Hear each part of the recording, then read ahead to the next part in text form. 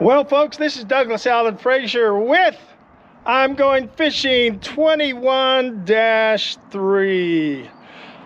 I am on a quest. If you watched my video from the other day where I was on a quest for catfish and I caught a snapping turtle, and in that video I mentioned as I was fishing for bait, I had something with a little tiny worm. It hit my line and snapped it. Well, guess what? I was down here this morning. I hooked whatever I think that was from the other day. I fought it for about 5 minutes and it snapped my line again. And I was using this time 6 to 8 pound test line. Well, I'm back here this afternoon and we're gonna see what happens. So let's see what happens with the quest for the lake monster. Now I am baiting up with only a small piece of worm. I'll guarantee you folks, when you see this piece of worm and the fish that I've had on here, you'll say this is crazy. And I say, wow, okay. I have sliced off my piece of worm and there it is. That has got me 2 huge strikes, and I'm going to place it on my outfit. I'm using my little Wayfarer outfit I got from Walmart for $6.88. Now I have caught, down where I'm at, some nice small little bass using this outfit, so it can handle some stuff. It was doing fine with a lot of work this morning, but we ended up with the line breaking off. Now I'm having a problem. This worm is so small, but we'll just see what we can get hooked up here and we'll just see what happens. Okay, that's about it. That's about it right there. There's my outfit. And I'm going to cast to the same spot. It's right out here, only about 15 feet from me. And we're just going to see. This is total replication of what I've had for the last 2 days. For the last 2 times I've been fishing out here, once this morning. And I'm in the same general area. And this is my feeling. I've either found a spawning female bass. Okay, I'm getting a bite now. That's something fairly small. As you remember from my video the other day, I was out here and I could not get one bluegill in an hour and a half. No bluegill, only that one big strike where I broke the line. I'm bet you that worm is gone, and I'm right.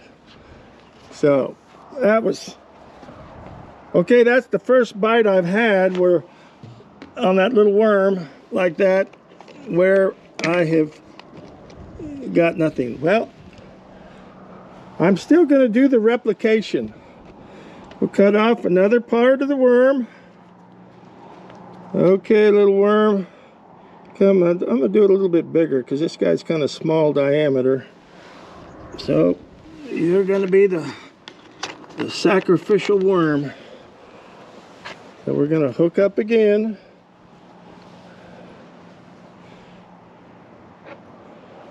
Okay, here we go. I'm not doing anything special. I'm just hooking it on here. Okay, we got it there. And I'll do it one more time. That's it. We're going back out. That same general area. There we are. That's about right where I've been. So let's see what happens now.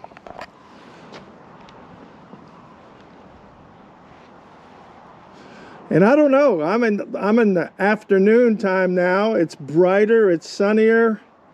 I don't know if the time frame is going to make a difference. So I'm gonna test this out. I am going to get a look, at least a look at this fish. As I was telling my wife, I'm only about 15 to 18 inches deep, and so far I have not seen this fish. At least the one I had this morning, because it was all over the place.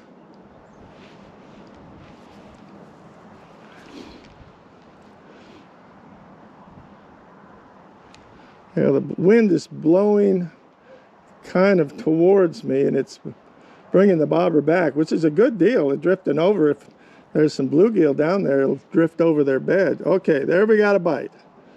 We got a bite. But that's definitely not the bite I've had.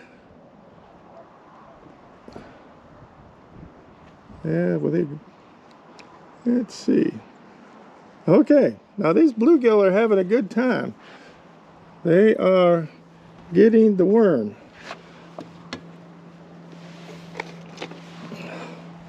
Okay, I'm going to turn this off for a bit, and we will be back with loading this up again and see what happens.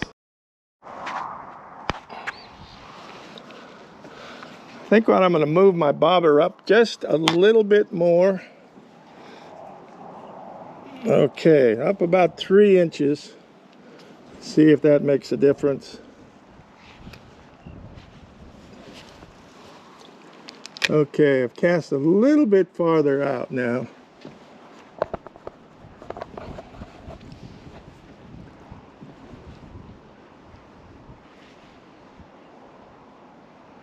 This wind makes my line kind of slack.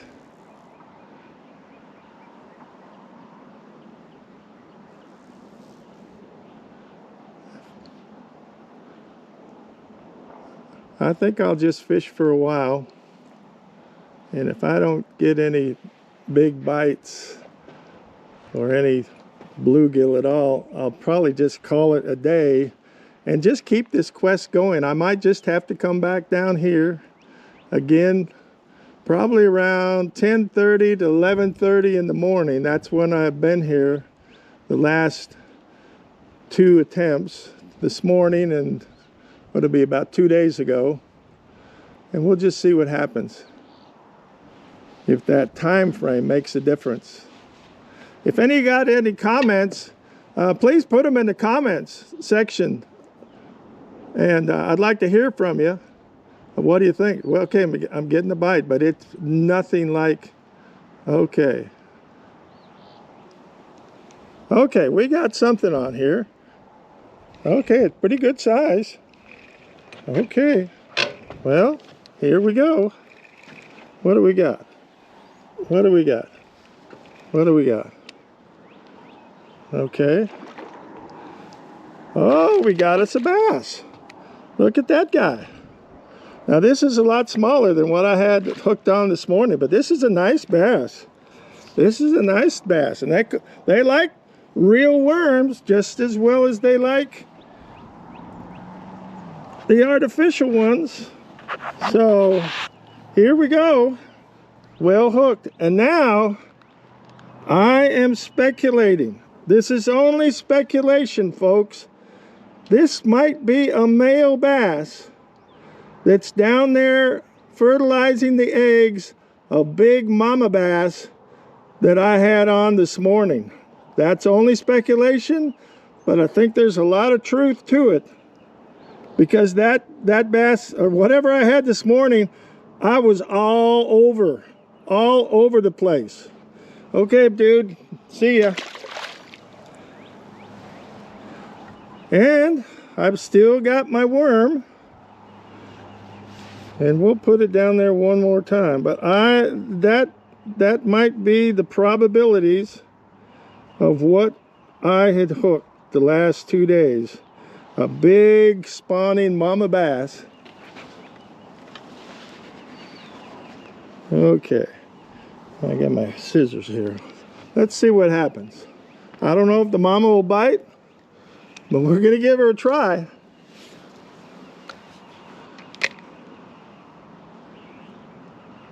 It's right out in there. Now that's okay. We're already getting another bite.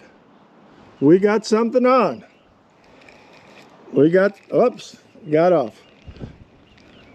Okay. My speculation is getting stronger that we might have a spawning bass out in this area.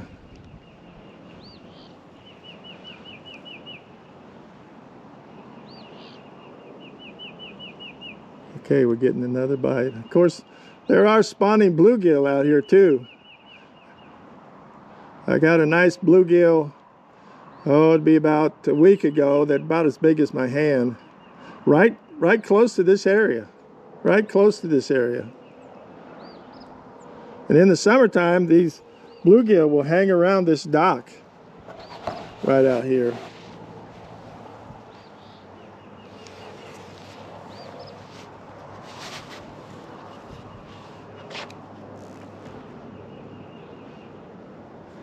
Well, let's see what we got. Nothing this time. I don't know if they got my bait or not. Yep, they got the bait. Well, let's bait up one more time. See what we got. And this is just the tip if you've never done it before. I've got, you can see here, I've got ice cubes that I use to keep my worms cool. Because if they get too hot, it's not good for them. In Texas, it's about 82 degrees today. And so I want to keep these guys cool as much as possible. So I'm going to take another slice of worm. And we'll just see what happens next. Okay. Hook you up. Now, one thing, I'll give you a tip. If you buy worms from Walmart, check the packing date on them.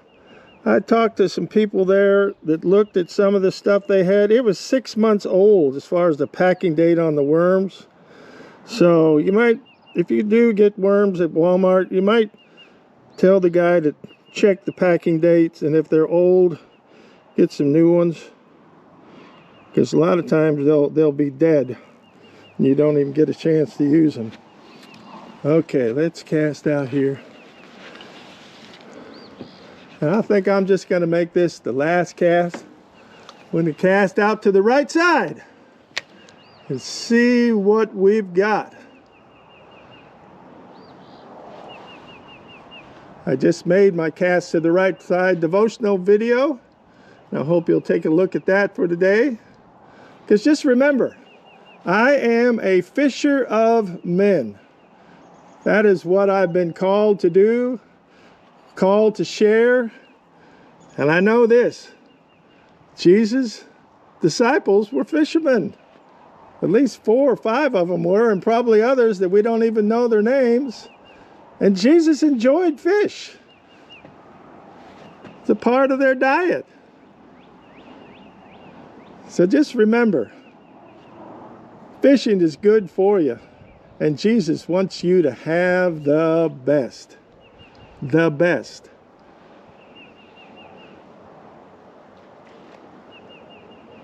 Not getting anything this time. Okay. We'll go out here again. Whoops.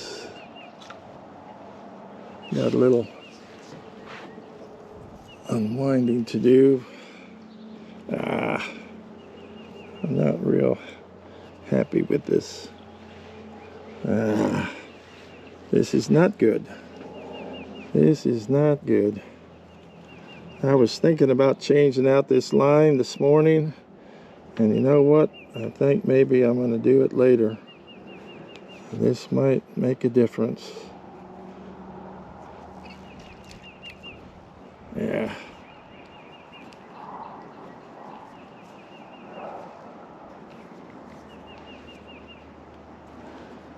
Okay.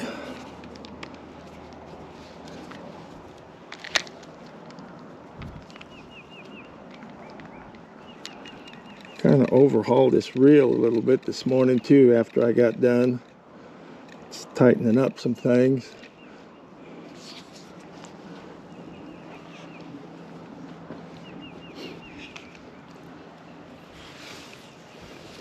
Okay, let's see what we got out there.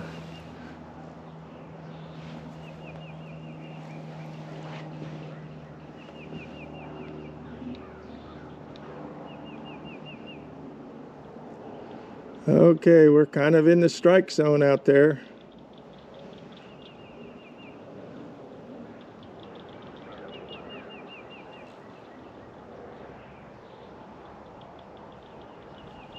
Let's see what we got.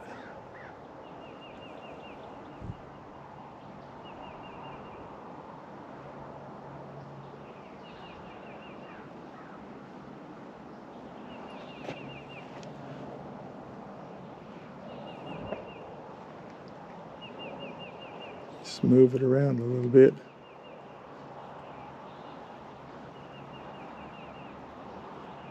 I can tell you one thing, folks. If I had laid my rod down this morning, maybe even the other day, we're getting a little bite now, and that strike would have happened, I would not be holding it in my hand today. It would have been in the lake for sure, with a fish attached to it. In fact, that's what I told my wife. That fish this morning is hooked to a bobber and a weight. Okay. What do we got? Well, we had something on for a little bit, but it didn't hang on that well. Well, we've got enough. That's all I had with that fish this morning, right there. So we're going to put it back out there again. Oops, wrong place.